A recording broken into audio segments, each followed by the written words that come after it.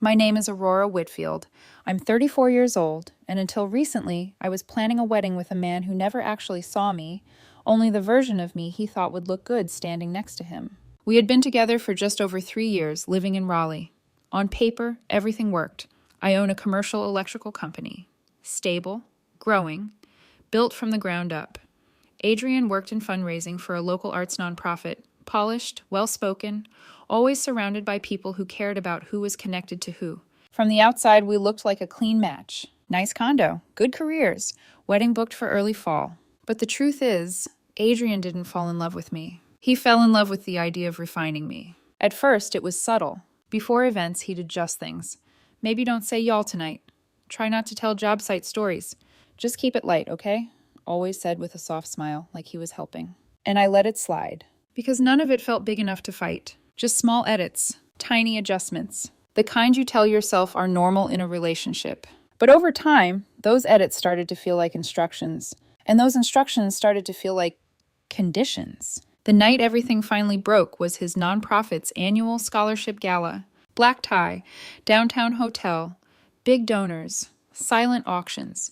The kind of night Adrian had been building toward for weeks, like it was his personal championship. I had quietly sponsored a student table for $7,000 because he asked if I could help. He also asked me not to mention it came from my company. He didn't want people thinking he relied on me. That should have been my first real warning. We were standing in the hotel lobby just before heading upstairs. He reached up, adjusted my bow tie, slow, precise, and then looked at me. "Please don't talk much at the gala," he said. "These people matter." For a second, I thought I misheard him. "What?" He exhaled, already irritated. "Just smile. Let me handle the room. Some of these families fund half the city. I can't have you going into one of your regular stories tonight." There was no hesitation in his voice. No awareness of what he had just said. Like it was obvious. Like it was reasonable. Like I should understand my place in the equation. And in that moment, something inside me went completely still. Not angry. Not loud. Just clear. I said, "Then find someone else to impress." I took off my jacket, placed it in his hands, and turned around. No scene. No raised voices. No explanation. I just walked out. By the time I reached the parking deck, my phone was already lighting up. Call after call. Message after message. "Aurora, come back right now." Don't do this to me tonight." "You're embarrassing me." Not one message said, "I'm sorry." Not one asked if I was okay. It was all about him. His night. His image. His audience. I sat in my car for a few minutes before driving home, replaying that sentence in my head. These people matter. Meaning I didn't. Or at least, not enough to be myself in front of them. That was the moment it ended. Not the gala. Not the argument. That sentence. I got home, walked upstairs, and opened the folder labeled Wedding. Venue deposit, mine. Band deposit, mine. Photographer, mine. Rehearsal dinner, mine. Bar package, mine. Over $18,000 had already gone out from my side. Adrian and his parents had covered flowers, invitations, and a few smaller details. Everything else was tied to me. At 9:41 p.m., I sent one text. I meant what I said. The wedding is off. I'll send you a cancellation list in the morning. That's when the panic started. Voicemails, angry at first, then emotional, then cold. One message said, "You can't do this over one comment. Do you know what this will do to me?" That told me everything I needed to know. Even now, he still saw it as something happening to him, not something he had done to us. So I did what I do best. I got practical. Before midnight, I canceled the venue, the band, the hotel block, transportation, the rehearsal dinner. I lost $4,600 in non-refundable deposits, but I stopped the rest before it could bleed further. At 12:18 a.m., he texted again. "Please at least wait until after the gala so I can explain this correctly to people." Correctly, to people. I stared at the message for a long moment before replying. "There is no versions of this where I make myself smaller so you can look bigger." Then I blocked him. And for the first time in a long time, everything felt quiet. Not empty, not lonely. Just quiet in a way that felt honest. The next morning, I didn't wake up feeling dramatic. I woke up organized. There's a difference. By 7:12 a.m., I was already at my kitchen table with coffee going cold beside me, laptop open, building a spreadsheet, clean columns, clear numbers, no emotion attached, at least not on the surface. Vendor, deposit, status, refundable or not. I listed everything I had canceled the night before and everything still pending. It wasn't revenge. It was closure. in a language I trusted. At 9:03 a.m., I emailed Adrian the document. Subject line: wedding cancellations and outstanding items. No greeting, no softness, just facts. I also included one more line at the bottom. You have 1 week to collect your personal items and any gifts currently stored here. Tuesday evening works. My assistant will be present. Not we should talk. Not can we fix this. Just logistics. Because that's what it had become. By 10:07 a.m., the first message came in, not from Adrian. From Brooke, his maid of honor. You really left him alone at a major event. That's cruel, Aurora. I read it once. Then I didn't respond right away. Instead, I opened my screenshots folder. 2 images. One from earlier that week, Adrian texting me not to sound too blue-collar around donors. The second, his message from last night. These people matter. I sent both. No explanation. No argument. Just evidence. Brooke read them. I saw the read receipt. And then, nothing. No follow-up. No defense. Just silence. That was the first shift. Small, but real. By lunchtime, I started hearing things through mutual contacts. Adrian was already adjusting the narrative. We had a misunderstanding. He got overwhelmed. Let's not tag Aurora in photos from the gala. Apparently, I was too embarrassing for the ballroom, but not for the sponsorship check that paid for it. That part, he left out. 3 days later, the story evolved. Now I was insecure, uncomfortable around successful people. By the weekend, it had sharpened into something cleaner. I had sabotaged the wedding because I couldn't handle his career taking off. It was almost impressive how quickly he could reshape reality. But I didn't chase it. I didn't correct anyone. I just kept receipts. Saturday morning, he showed up, coffee in hand, like nothing had actually ended. Like he could walk back into my life through familiarity. The knock wasn't hesitant. It was entitled. I opened the door with the chain still on. Just enough space to see him clearly. Adrian looked tired. Carefully tired. The kind that was meant to be noticed. Aurora, he said softly. I was stressed. I worded it badly. You know how those events are. I didn't answer that. Instead, I asked, help me understand. What exactly did you mean? There was a pause. Not long. Just long enough for him to decide how honest he wanted to be. I was trying to help you fit in. There it was. No disguise. No softening. Just the truth. And somehow, that hurt less than the performance. I nodded slowly. I'm not auditioning for acceptance from your donor list. That's when his expression shifted. Sharp. Defensive. Are you really ending everything over one sentence?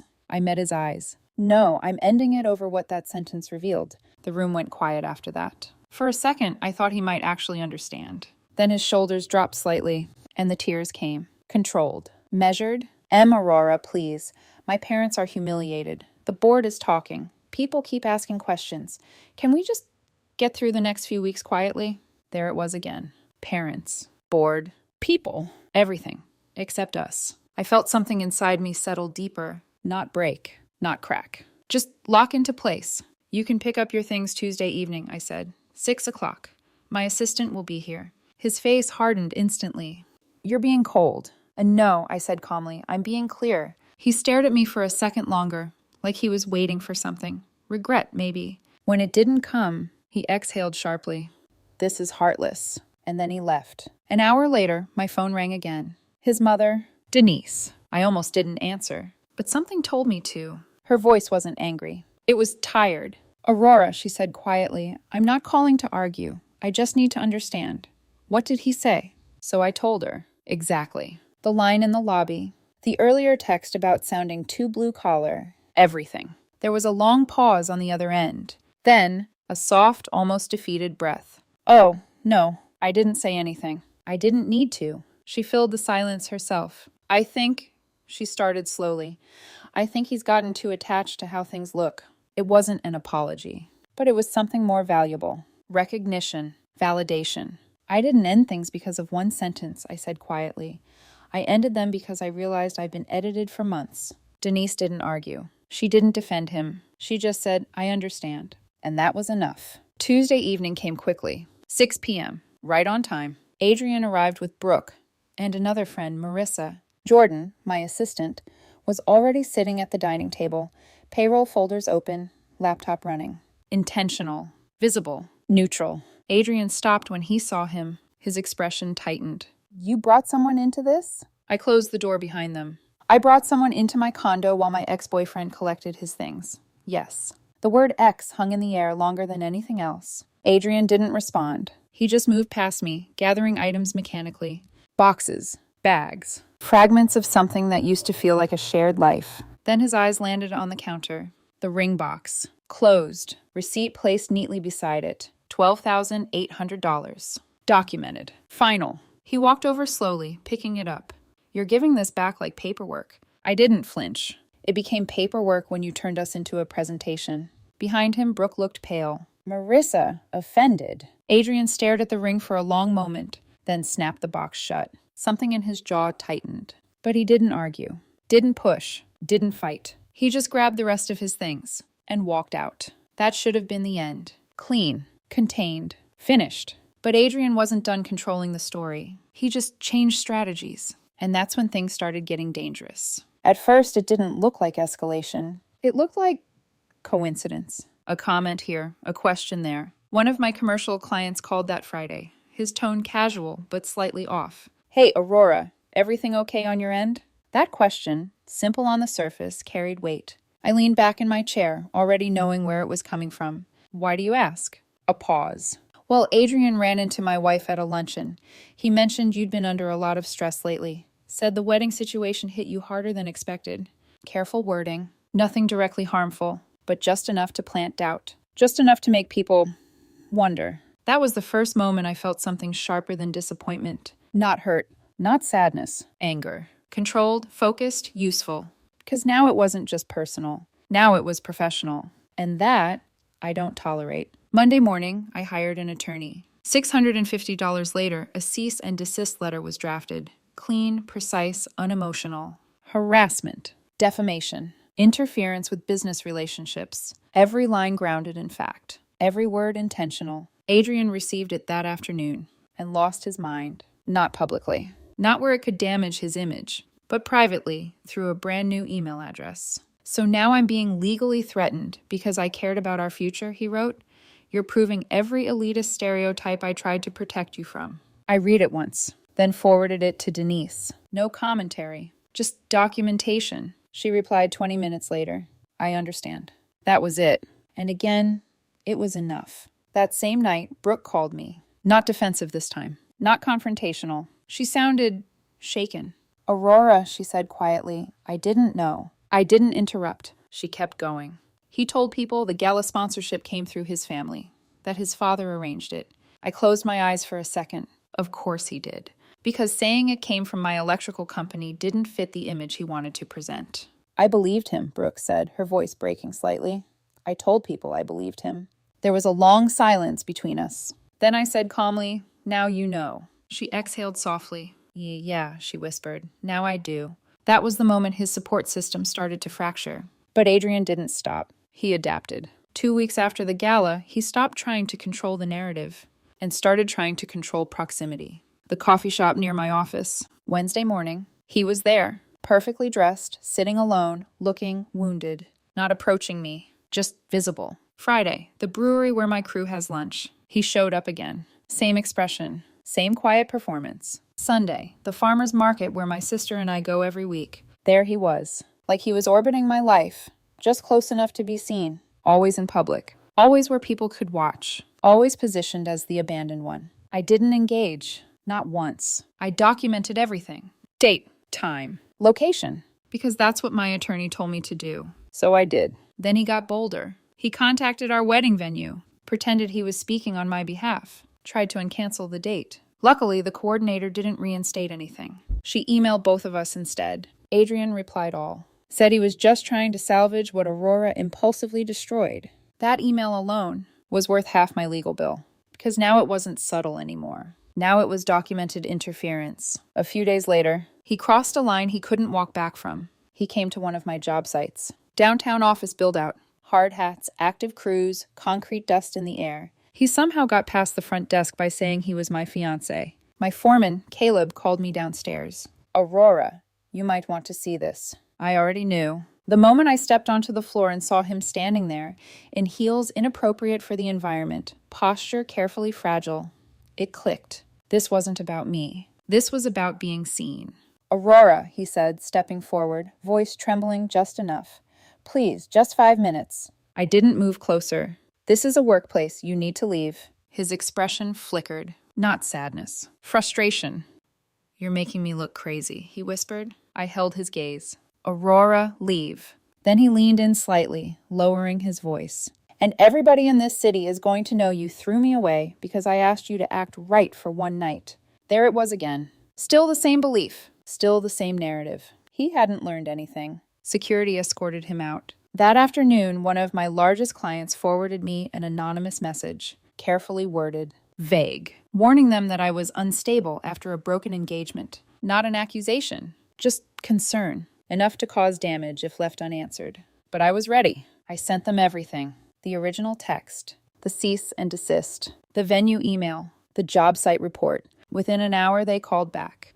We're not concerned, the client said, but you should protect yourself. I already was. That was the difference. I wasn't reacting anymore. I was building a case. Police report, harassment, stalking behavior, then a petition for a temporary protective order. By then, my file was thorough. Repeated appearances, workplace intrusion, vendor impersonation, client interference, multiple phone numbers after legal notice. My legal fees had climbed to just under $4,000. Still, cheaper than marrying him. And then, Adrian made the mistake that ended everything. He needed to stay inside that social circle. Needed it. So he went ahead with chairing a young patrons' luncheon for the nonprofit.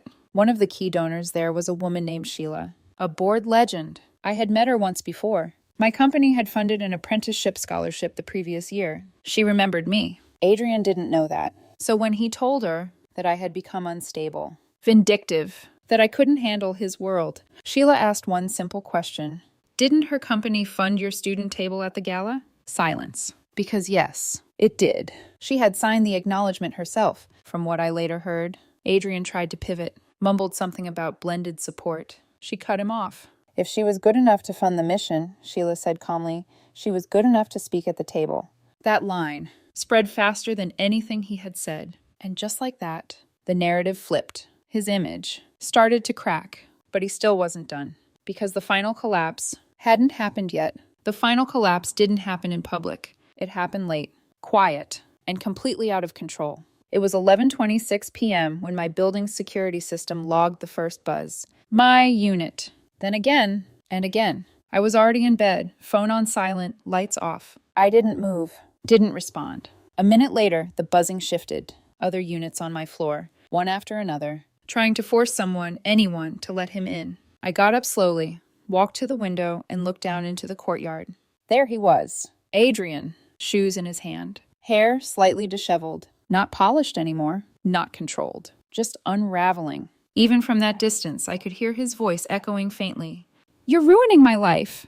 You need to fix this. Not us. Not what he had done. Still, what I owed him. Security reached him within minutes. 2 guards guiding him out. Firm. Uninterested in the performance. Police arrived shortly after. Trespass warning issued on the spot. And for the first time, there was no audience that mattered to him. Just consequences. The next morning, I woke up to a new number. A message. I hope you're happy.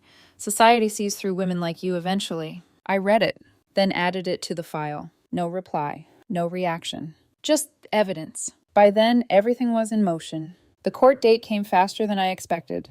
Thursday morning. Neutral room, fluorescent lighting, no stage for performance. Adrian arrived in a navy dress, pearls at his throat, soft, controlled, carefully composed. The version of him he always used when he wanted to look fragile instead of responsible. His attorney spoke first. Framed everything as heartbreak, emotion, a man trying to find closure. Said the repeated encounters were unfortunate overlaps in a city where our circles naturally intersected. It sounded almost believable. If you didn't know the timeline, then my attorney stood and laid it out. Piece by piece. The lobby. The "these people matter" comment. The earlier message about sounding too blue-collar. The vendor impersonation email. The job site intrusion. The anonymous client warning. The security footage from my building.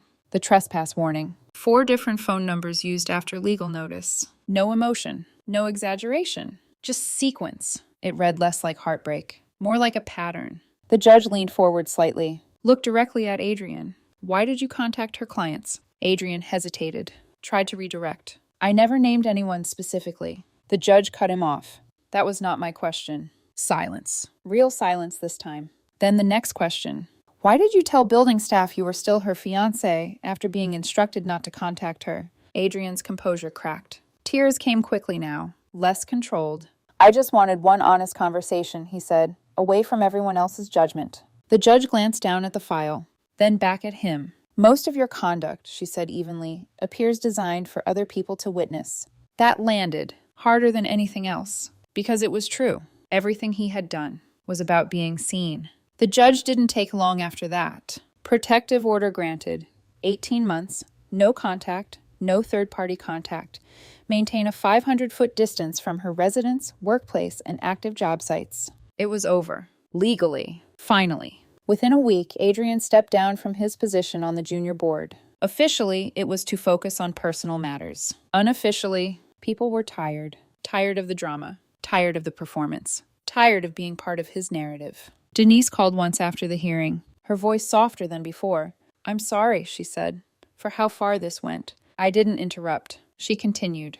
I think he started caring more about belonging somewhere than being decent anywhere. That sentence stayed with me, because it explained everything. Financially, I ended up down about $8,500. Deposits, legal fees, a number that would have bothered me once. Now, it felt like a clean exit cost. I kept the condo, my business, my clients, my name, and something I hadn't realized I was losing, myself. The weeks after were quiet again, but different from before, lighter. My sister stopped filtering her jokes around me. Jordan still refers to the whole situation as the Gala emergency whenever payroll runs late. Caleb bought me a t-shirt that says, "These people matter." I hate how funny it is. And yes, I've been seeing someone. His name is Daniel Hayes. We met through one of my suppliers. He's a physical therapist. Grounded, unimpressed by status. On our second date, I told him the short version, not the details, just the truth. He listened, then said, simply, anyone who needs you smaller to feel bigger